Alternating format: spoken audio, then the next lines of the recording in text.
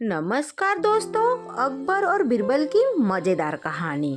बीरबल की खिचड़ी। सर्दियों का मौसम था। बादशाह अकबर अपने बगीचे में बीरबल व एक अन्य मंत्री के साथ टहल रहे थे। टहलते हुए बादशाह अकबर ने अपने मंत्री से कहा, इस साल कुछ ज्यादा ही ठंड पड़ रही है।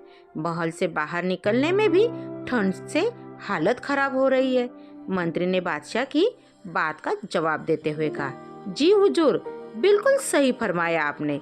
इस साल तो इतनी ठंड पड़ रही है कि जनता ने घर से बाहर निकलना बहुत कम कर दिया है।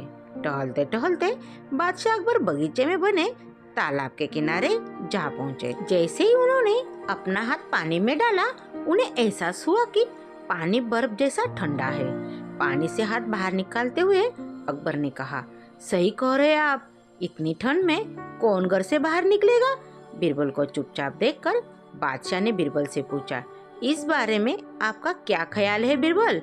बीरबल ने सिर झुकाते हुए कहा, माफी चाहता हूँ हुजूर, इस बारे में मेरा ख्याल थोड़ा अलग है। मैं आप दोनों की बात से सहमत नहीं हूँ। अकबर ने आश्चर्यचकित होकर बीरबल से पूछा, अच्छा तो हमें भी बताइए कि क्या ख्याल है आपका। बीरबल ने कहा, हुजूर, मेरा मानना है कि एक गरीब व्यक्ति के लिए पैसा सबसे ज्यादा जरूरी है। उसे इस बात से कोई फर्क नहीं पड़ता कि मौसम कितना ठंडा है या गर्म। अकबर ने हैरान होकर बीरबल से कहा, तो आप यह कह रहे हैं कि इस कड़ाके की सर्दी में भी एक गरीब आदमी कोई भी ऐसा काम करने को तैयार हो जाएगा जिससे उसे पैसा मिल सके। बीरबल ने कहा, जी हुजूर, मैं यही कह रहा हूँ। बादशाह अकबर ने बीरबल को चुनौती देते हुए कहा, तो ठीक है, अगर आपने बर्फ जैसे पानी से भरे इस तालाब में किसी को रात भर खड़ा रखकर इस बात का प्रमाणित कर दिया तो हम आपके लाए हुए गरीब व्यक्ति को 20 सोने के सिक्के इनाम में देंगे। बादशाह की बात से सहमत जताते हुए बीरबल ने अगले दिन एक गरीब व्यक्ति को पेश करने का वादा किया। अगले दिन सभा में बादशाह अकबर ने बीरबल से पूछा कि क्या वो किसी को लाए हैं जो तालाब में खड़े रहकर पूरी रात बिता सके। इस पर बीरबल ने गंगाधर नामक एक गरीब व्यक्ति को दरबार में मौजूद किया और कहा कि यह 20 सोने के सिक्के के लिए तालाब में पूरी रात बिताने को तैयार है। बादशाह अकबर ने सभा समाप्त करते हुए कहा कि ठीक है, 2 सिपाही इस व्यक्ति की रात भर निगरानी करेंगे। अगले दिन फिर से दरबार लगा और बादशाह ने बीरबल से गंगाधर के बारे में पूछा। बीरबल, कहाँ है आपका मित्र? कितनी देर टिक पाया वो उस बर्फीले पानी में? बीरबल ने कहा, महाराज, वो यही है। मैं उसे दरबार में पेश करने की इजाजत चाहता हूँ।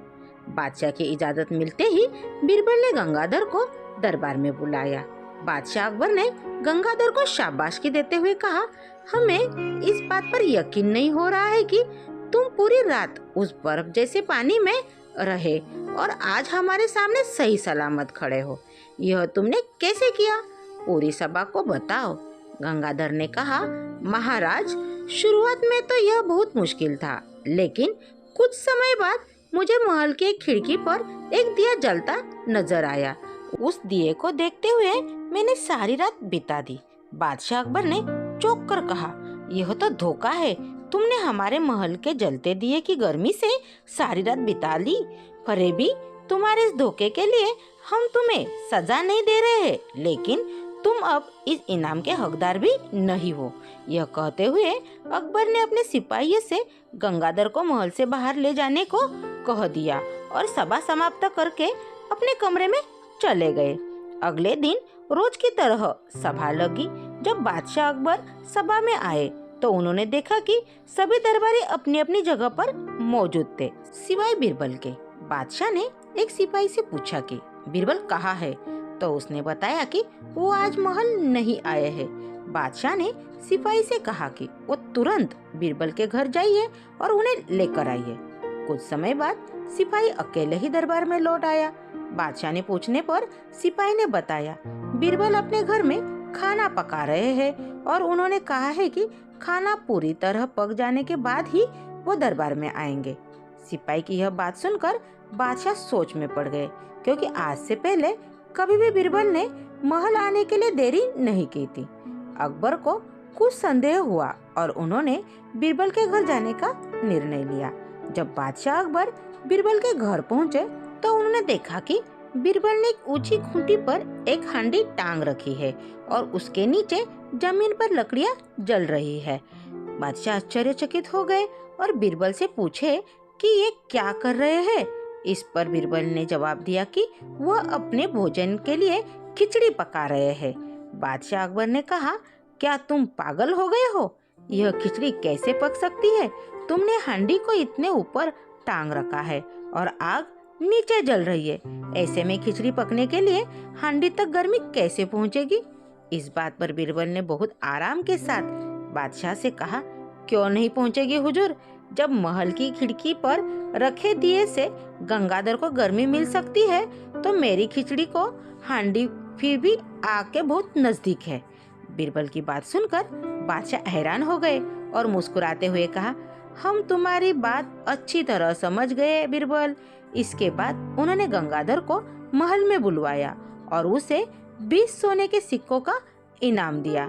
बीरबल की चतुराई के लिए उन्होंने बीरबल को भी इनाम दिया। कहानी से सीख। बीरबल की खिचड़ी की इस कहानी से हमें यह सीख मिलती है कि दूसरों की सफलता के पीछे किए गए परिश्रम को जाने बगैर उनके बारे में राय नहीं बनानी चाहिए। Thank you. कहानी आपको कैसी लगी? कहानी को लाइक कीजिए। नई नई कहानी सुनने के लिए चैनल को सब्सक्राइब कीजिए।